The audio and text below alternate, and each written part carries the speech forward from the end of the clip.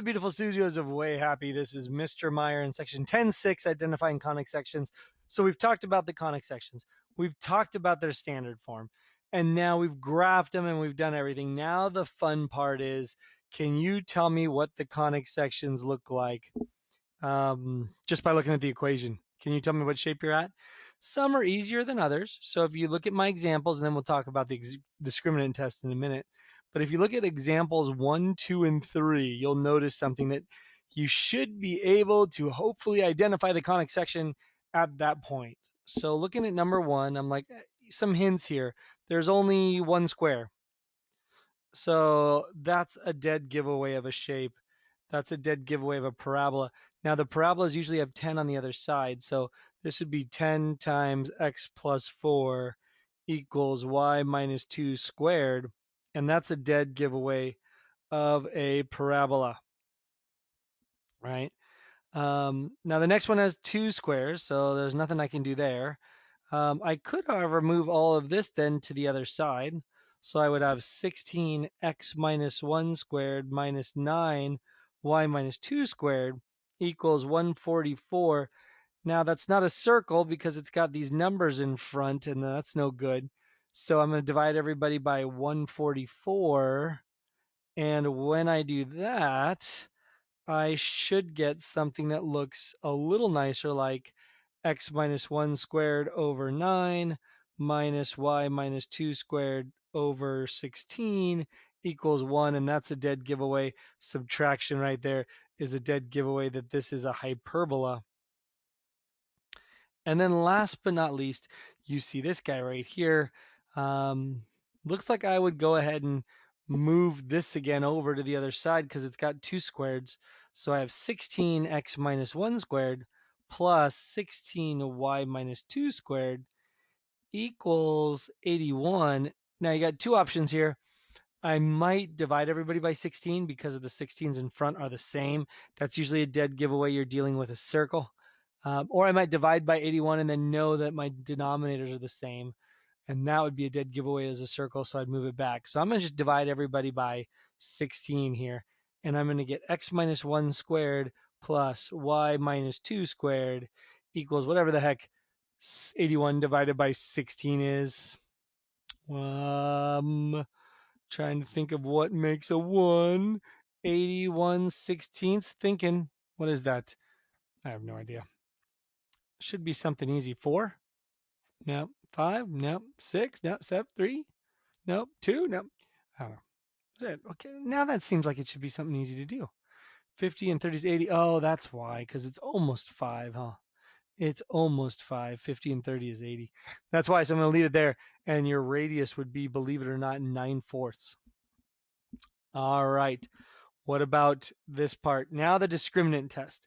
So let's talk about this little thing called the discriminant test. It says that some people, most of the time, they will write your equation like this. Just a big foiled out mess. And you look at it and you're supposed to tell me what shape it is. Now, the big problem is this guy right here. There's an XY term, and XY terms are trouble. If they're not there, life is good. But if they are there, life is bad because it's most likely that it's a conic that's been rotated, believe it or not. Now, we're not going to go that far. We're just going to ask you to identify it. And so the way you identify is you do the discriminant test. You put them in order. So whatever's in front of x squared is a, whatever's in front of xy is b, whatever's in front of y squared is c.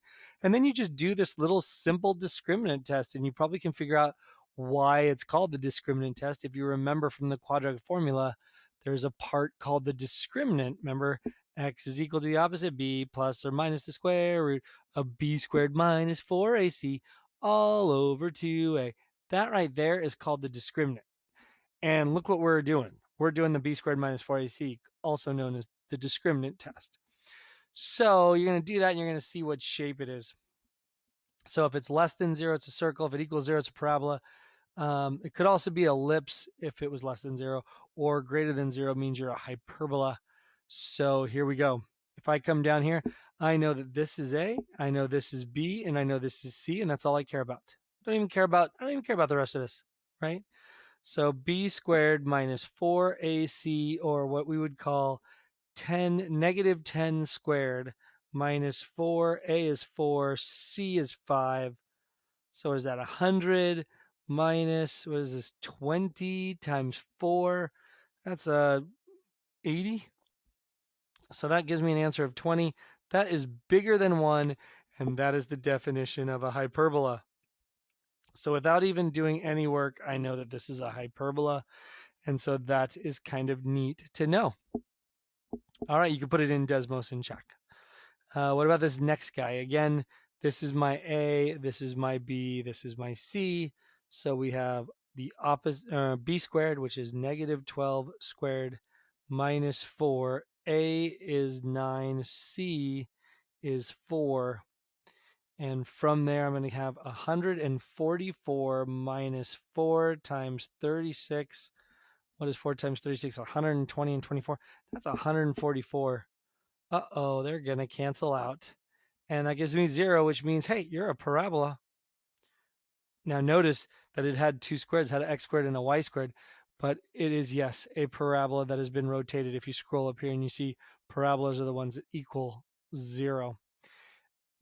All right, and last but not least, this guy. We have an A, we have a B, we have a C. By the way, once you know you have an A, B, and a C, that kind of rules out the circle, right? Where B is 0 and A is equal to C. That's B is in 0 in this case. And so here I'm going to do B squared, so negative 15 squared minus 4. A is 8, C is 6. So 15 squared is what? 225 minus, what is that? 8 times 24. So is that 8 times 24 is what? 160 and 32, 192. So this is 225 minus 192. Again, some number that's a little bit positive. Was it 25 plus a 33? That is also our good friend, the hyperbola. So there you go. You've had two hyperbolas and a parabola just doing the discriminant test. All right, let me ask you a couple, and I'll be right back. All right, excellent work. Now let's do this last example, last two. We're going to take this and we're going to turn it into a conic that I could then graph. So looking at this first one, you could do the discriminant test. You're going to find out it's a circle. So that's always nice to know. It's a circle. But here's how you do these things. What you want to do is you want to get the x's together and you want to get the y's. I should take that back. You want to get the squared stuff together. So if there's an x squared together, you're going to want to put the x's together. If there's y squared, you're going to want to put the y's together. And anybody else constant, you're going to want to put on the other side. All right, now you do something called completing the square. I hope you remember you're completing the square. Remember, you can only do it when there's no term in front, and there isn't. So we're going to take half the middle number, which is 4, squared is 16, and I'm going to add 16 to this side, and I'm also going to do it to this side. Now I will do it with the y's. Half the middle number is 5 or negative 5. Squared is 25, and I will add 25 to this side, and I will add 25 to this side. And then last but not least, I can now complete the squares. This is x plus half that middle number, x plus 4 squared. Then this is going to be y minus 5, so y minus 5 squared equals whatever you have left over. Was that 49? And you can see we have the equation of a circle. We have an equation of a circle whose center is negative 4, 5, and has a radius of 7. So I'm going to come down here, and I'm going to go 1, 2, 3, 4, 1, 2, 3, 4, 5. There's my center. I'm going to go down 7, right 7, up 7, left 7, and there is my graph of my circle. Beautiful. All right, so let's make it a little harder. Let's give you another one. Now that one I can tell looking at it as an ellipse. Again, discriminant test would tell you, but we're going to do it the same way no matter what shape it is. So here we go. I see x squareds and I see y squareds. So again, I'm going to put the x squareds together. So I see a 30x. And I'm going to put the y squareds together. So plus 20y squared plus 40y. And anyone who's not an x or y is going to move to the other side. Be 15. Now I'm going to complete the square, but we have trouble. There's a 5 in front. So guess what? You just factor it out. Factor out the 5, so it looks like this. And now you can complete the square.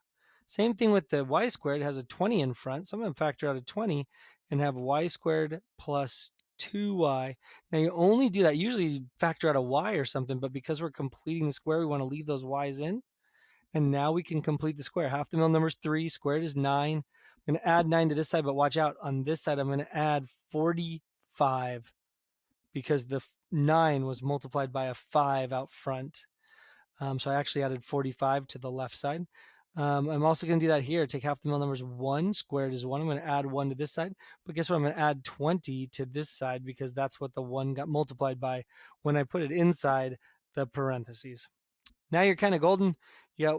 Completing the square just means you can factor it. X plus 3 squared plus 20 y plus 1 squared equals, I have no idea, 15, 45, 20, that's 65, 7, 80, I believe. 50, 60, 70, 80, yep. And so we have 80 on that side. And now I can see this is starting to take shape of an ellipse because the numbers up front are the same. It's not a circle. It doesn't have a sign change there, so it's not a hyperbola. It's got squares. It's not a parabola. So we're going to go ahead and divide everybody by 80.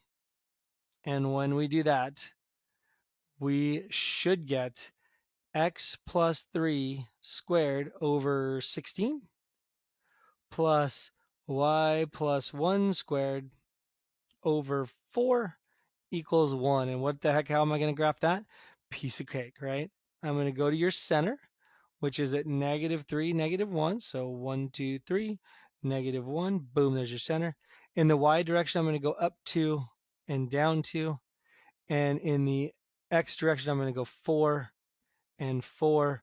And there is our ellipse. Graphed, finished, done. I could tell you that these are the vertices and these are the co-vertices, and I can label all the stuff you need to label. And that's it. Have a great day. Stay happy, and I'll see you tomorrow.